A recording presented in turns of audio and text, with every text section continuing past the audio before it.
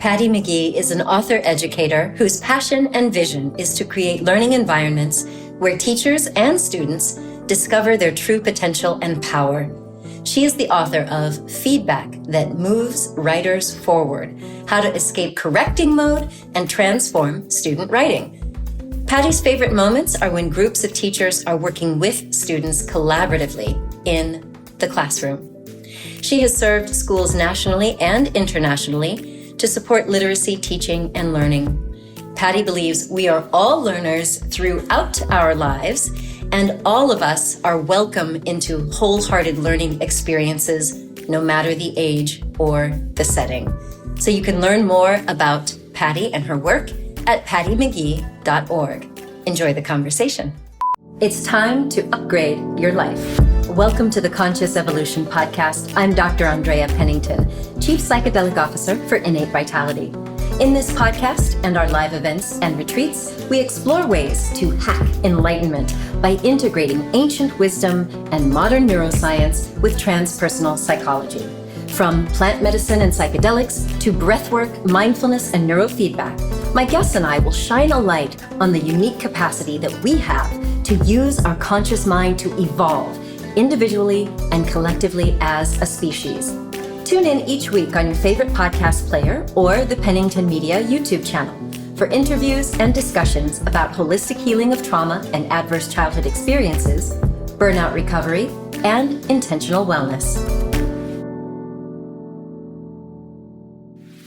Patty McGee, it is so wonderful to connect with you again. Thank you for joining me. It's my pleasure and honor to be here talking with you. I learned so much from you this summer about resilience, and it's really made an impact on my life. So I'm so pleased to be able to talk to you again. I am so happy. I loved being able to connect with you at Omega, and yeah, it was a wonderful little summer kind of nestling in and diving in. And I've been sort of diving into your background, and I'm really curious, especially about being a lifelong learner as I am. And as you know, I shared with you at Omega that my mother went to medical school in her late 30s. So if you can imagine that in the late 60s, that was a big deal. You know, she had me when she was 38. And so I'd love for you to kind of set the stage. Like, I know that you really believe that we are all lifelong learners, and it's our mindset and also our self-talk about our beliefs, about our ability to learn. You know, so many people have shifted careers or come out of retirement thanks to the pandemic. And I have been really shocked to hear people saying, I can't learn. So talk to me a little bit about that. Yes, absolutely. So there's a couple of different ways that I think about learning, but I think that we can put it in almost two categories, where there's like school learning and then there's outside of school learning. And my wish is that there was not such a hard line between the two. Because yes, going back to school and learning about something we're passionate about is one wonderful type of learning. And also, we don't have to be back in school to be continuously learning. School can be part of that, but it doesn't have to be.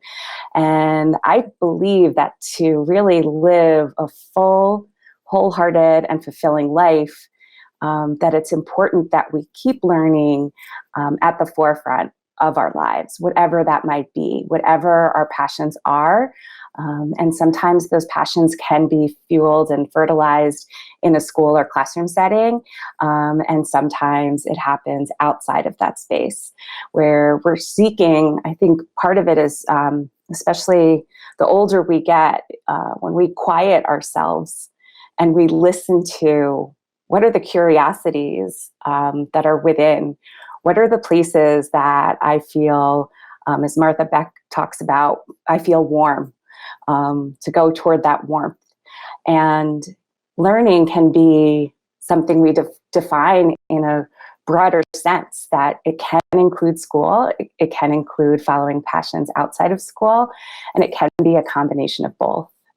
If school is a place that we feel drawn to, I'm in a similar situation. When I was 17, my mom went back to school for nursing, and her greatest fear was just being able to do school again, to follow those school rules and to be able to just, do what students do. And really, she found that doing what she does by being curious and following those curiosities in nursing school led her to great success and a whole other career. I do think that one of the perks of this, as if I could even use the word perk, maybe I should say silver lining of this past few years, are people saying, no, this state that I'm in right now, whether it's my profession or I just feel stagnant, and I've been this way for too long, it's time for me to try something new. And learning is one of those ingredients into becoming our next better version of ourselves. Well, I love that you bring up this idea of what makes us warm, or that sense of passion, because as you've described it, you say that learners of all ages basically either build opportunities or we build limitations for how we learn. And so this idea of self-created limitations is really it resonates with me. So could you expound on that a little bit? Sure. Something just personally that I have found in my life is that I have an internal set of messages that I have accepted, whether knowingly or not, into my mind and heart. And living by those messages creates, just as you said, opportunities or limitations. And when I pause and examine, what messages am I holding as a person, as a woman, as a mother, as a business owner? What messages are serving me and those around me that I wish to serve? And what messages do I really need to take a closer look at that are holding me back? And I think that that's the first step for us as we think about who we are and who we'd like to be, is that pausing and looking at what messages are in me that I am following, what messages have been told to me that perhaps I have embraced unknowingly, but are also looking to rewrite. And so all of them are made up by someone. And being that they're all made up by someone, I have the power to decide if that is right for me as well. So when it comes to learning, what messages are we telling ourselves about learning? Some of us feel suited for a school setting, young and older, where that's their place, and some don't. And to take a moment and really pause and say, well, what makes me feel that I'm not suited for this? What beliefs have I held closely that are adding these limitations to what I can explore? And to really, as you've taught me, meditate on that and think about where we can go with those messages and that belief system to elevate our next steps in learning. Do you have any insight on how someone would evolve their consciousness if they have had these messages of limitation? How would you support either an adult or a child in the classroom? Do you have ways to help people reframe that internal conversation? Yes, absolutely. And I think when it comes to, because I work with both educators, grown-ups, and students sometimes at the same time, when it comes to students, it's almost easier because there's almost like a more pliable way of accepting a new belief system the younger students are. So, for example, a student might simply state, like, I'm not good at writing. And then my response to that is to name out the strengths for that student. So what I notice you're able to do is, and to list out those strengths.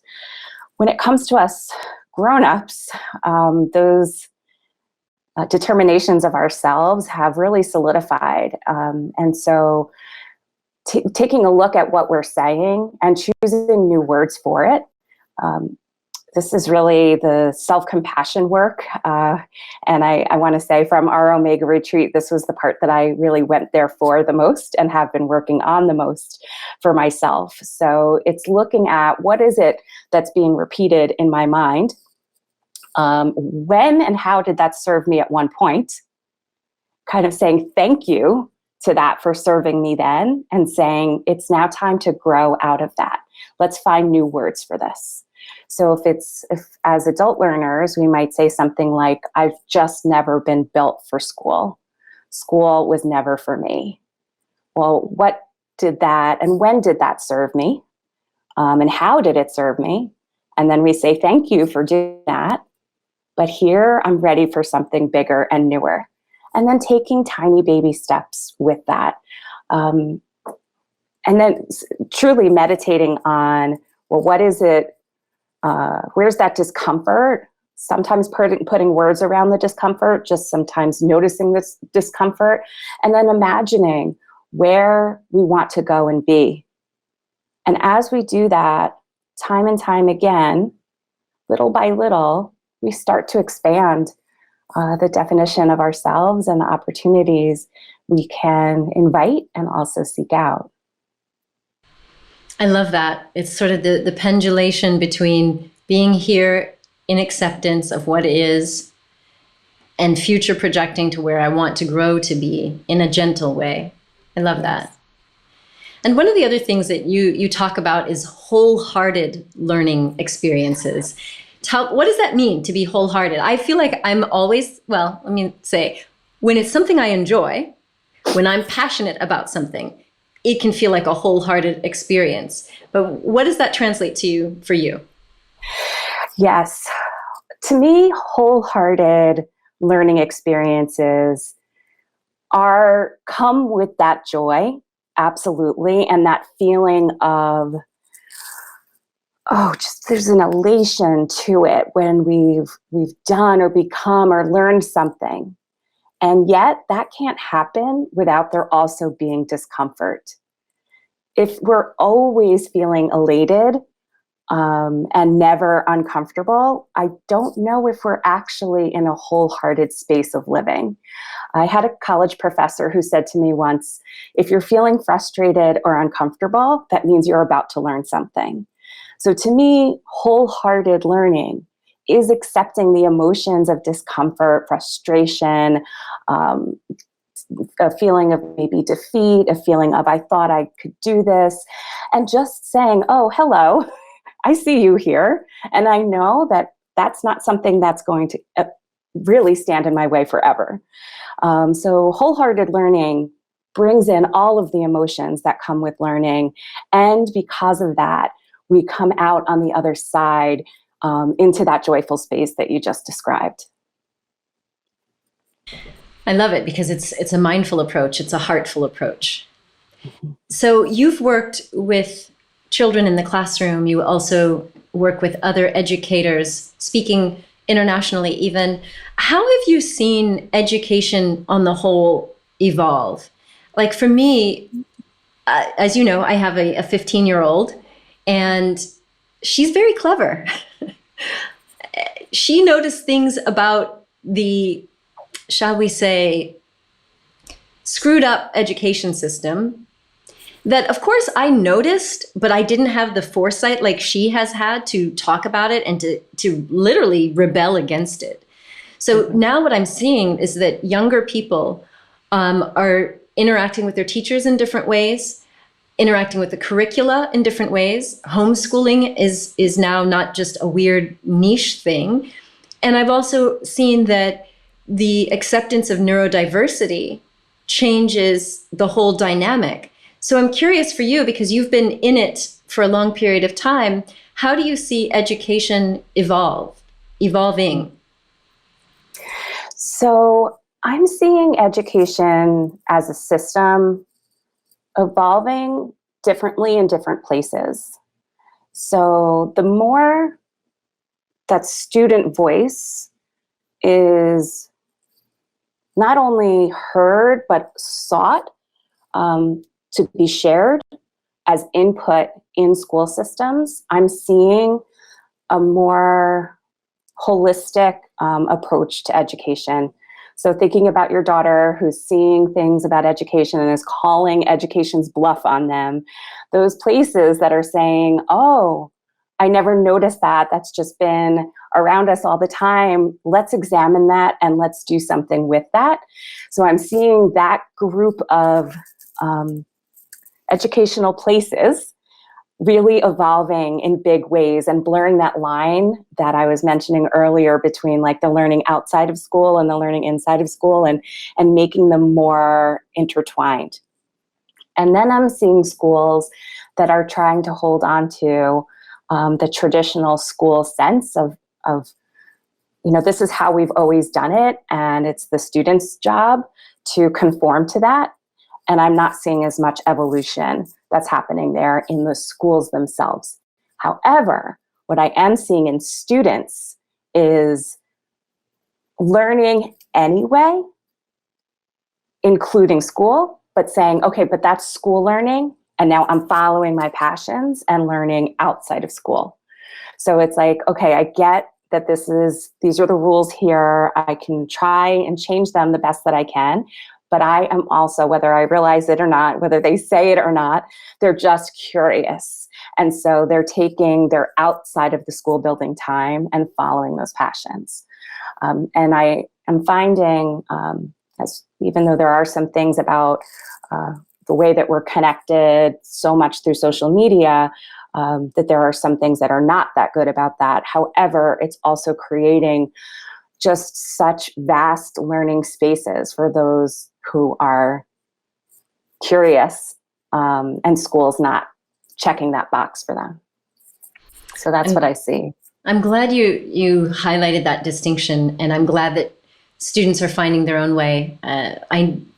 My daughter did, and I kind of just sort of had to learn from her to really create opportunities for her to engage in constructive learning inside and outside of school in ways that served her.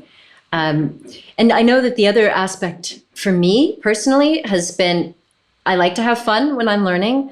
I was one of those kids that did flashcards, or I would act things out. I created mnemonics. So I know that you're also a big proponent of play and integrating play into learning. Tell me more about that. Yes. So there's Purposeful Play is one of my favorite books for educators around this. And yet I think it really speaks to all of us in learning at any age.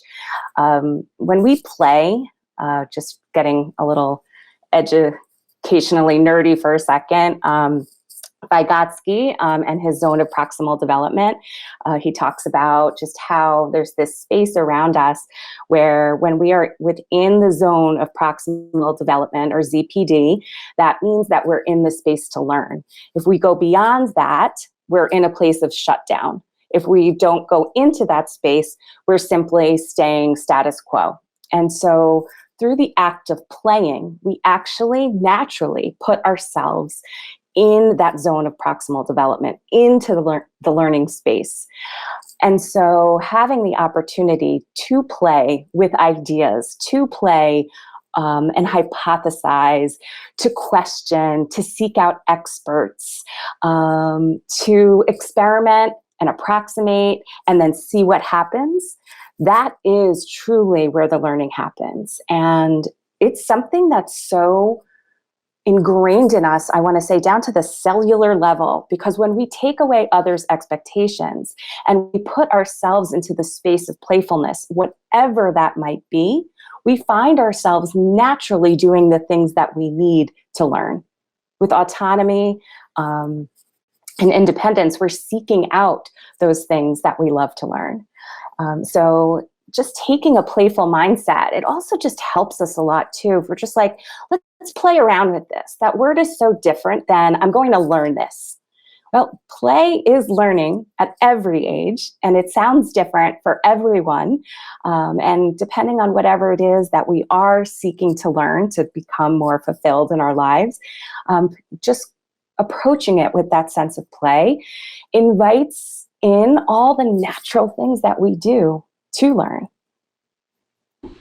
I love that. I love it because when I'm working with people in my speaker training and getting them ready for interviews, I ask them, let's just pretend. I bring in pretend, which for me, that was my mode of play as a kid. Let's just pretend that, this is just a conversation, or we're just doing a practice. This isn't for the whole world, but opening up that sort of idea that, or maybe this is just an experiment. Let's just do an experiment and see what happens, because we'll get feedback and then we can tweak and move on there. And I find that helps people kind of lower their fear and their anxiety. Yes. And another word that I really love, again, it's an educational word, but I think that we can all embrace it in our learning, is the word approximation. That we don't have to go, what does Voltaire say? Don't let perfect be the enemy of good. When we just do the best we can, that's an approximation of what we're eventually going to be. And that's a really important step in learning. When we are looking to just input into our head and then just become perfect at whatever that is that we're learning, we're missing out on really the ingredients that we need to have that learning become a true part of us. So approximating, so that's what you're doing when you're experimenting. Let's play around with this conversation, and gives us a chance to do our best at it. When we look at little ones, they're constantly approximating. It's so cool to watch. So I have a 21-year-old and a 16-year-old. And so with 5 years between them, the 16-year-old, back when they were 2 years old, looking at the 7-year-old on the scooter, constantly wanting to do the same thing. So we would approximate. We'd put the little helmet on, I'd hold the scooter, and they would just try and scooter with their foot the best that they could. And eventually, they were able to scooter. But that kind of approximation comes naturally when we're younger, and I think we need to accept and welcome and seek out when we're older. That's a great visual. That's a really great visual. So I want to shift into another aspect, which I know you're an expert on because you wrote the book on it.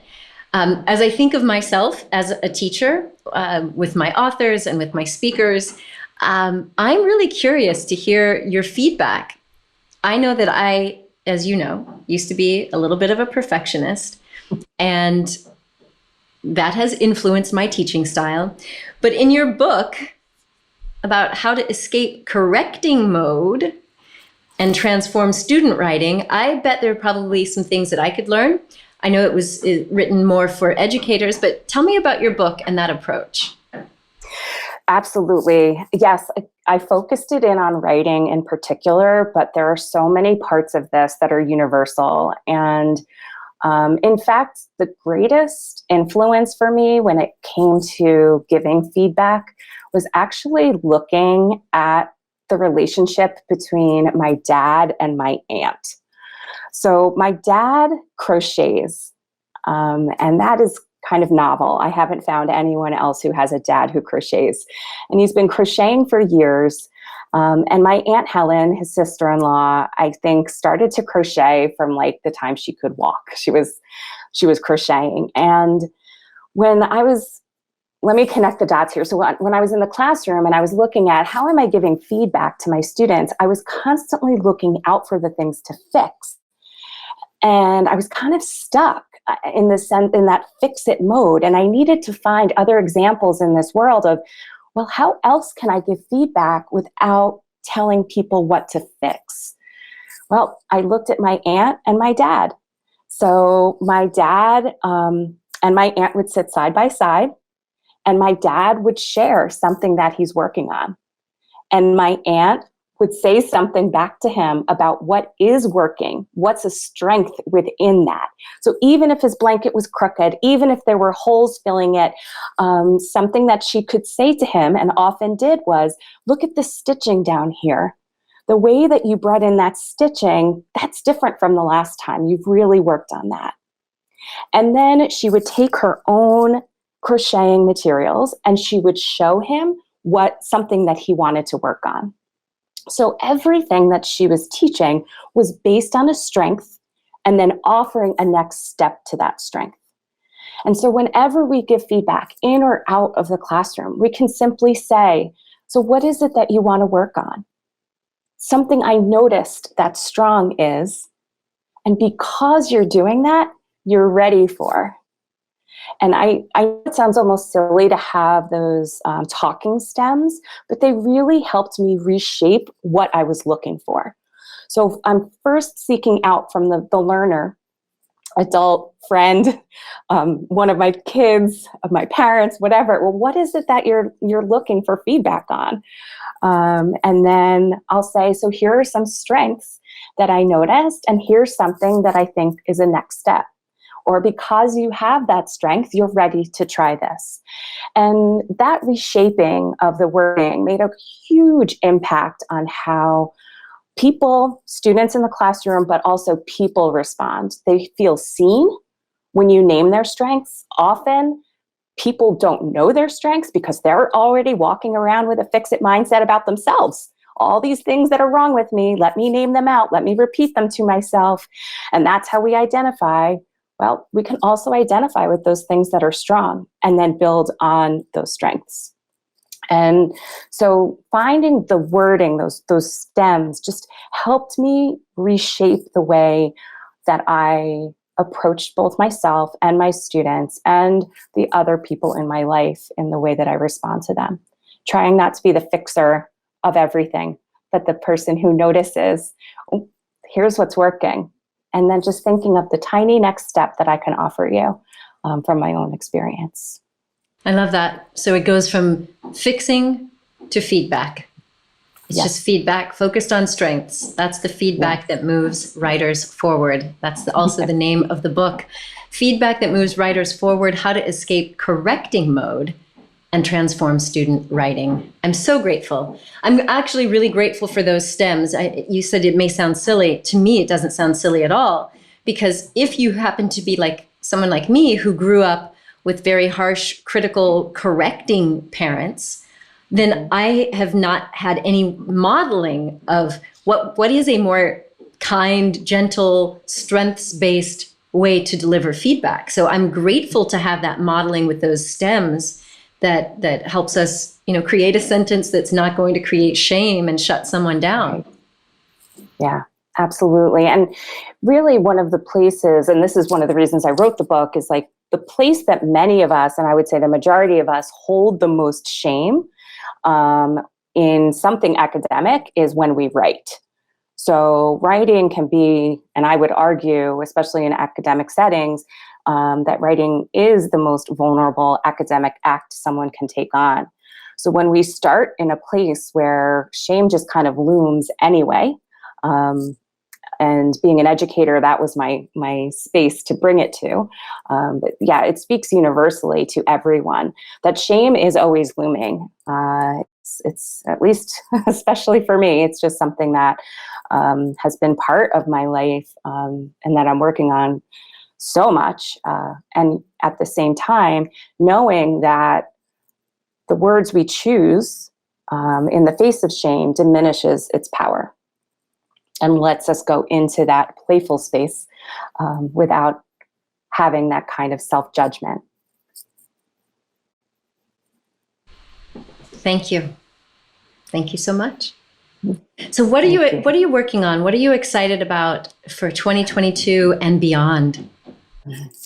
So, oh gosh, I have a couple of things that I'm working on. I just filmed basically in the education world, something like a masterclass on ways that we can build really inclusive, supportive, and effective writing spaces in the classroom. So it's based on my latest book, which is the 7 Essentials of Writers Workshop. I also filmed classes that go with that through Benchmark Education. And it's really beautifully done because there's an incredible production team that went on behind that. So that's my here in 2022. But my big personal goal in both professional and in my life is to continue to surround myself with those who teach me, and also those who hold up mirrors so that I can see what it is that I can work on and hold that nurturing tone to help me grow. And so those are the intentions that I set for 2022, is to find and bring toward me those experiences. It's beautiful. You're committed to the path of your own conscious evolution. I love it. Yes. Well, Patty, it's been a joy to connect with you again and to hear more of your insights and your brilliance. Congratulations on the masterclass and the course and the new book, or your most recent book. Yeah. These are all good things. Thank you. Thank you. And I just want to say to you that you're part of my everyday journey, your words, your messages, everything that I have learned from you. And so I hope that in my work, I'm manifesting what you've brought to me and then in turn bringing it forth to others. So thank you. I'm certain that you are. You are most welcome. It is such a joy and a pleasure. So people can connect with you online, whether you're an educator or a parent who might need some insight. Visit pattymcgee.org. And are you on any social media? Yes, I'm on Twitter at PMGMcGee is my handle. And I have a website, like you mentioned, but also you can connect with me through email there as well. Excellent. Well, thank you so much for spending some time with us to talk about really evolving our sense of being a lifelong learner. Thank you. Thank you. Thank you. So there you have it, my friends. You have heard from the master. Definitely check her out online at pattymcgee.org and check out her books as well. Until we meet again, remember that you are a gift to the world. So share your presence with passion. Much love. Thank you for tuning into the Conscious Evolution Podcast. If you enjoyed this episode, please share it with a friend, subscribe, and leave us a review and rating on your favorite podcast player. This helps us get the content out to a larger audience. And to watch the video version of the podcast, visit the Pennington Media YouTube channel. Want more info on how psychedelics may improve your mental well-being, how to choose a retreat, or what to look for in a shaman? Get on the Psychedelic Curious email journal. The link is in the show notes and on my website, AndreaPennington.com. You can also sign up for my free masterclass series, where each month I take a deep dive into a topic in holistic healing, trauma recovery, self-love, resilience, and psychedelic-assisted therapy.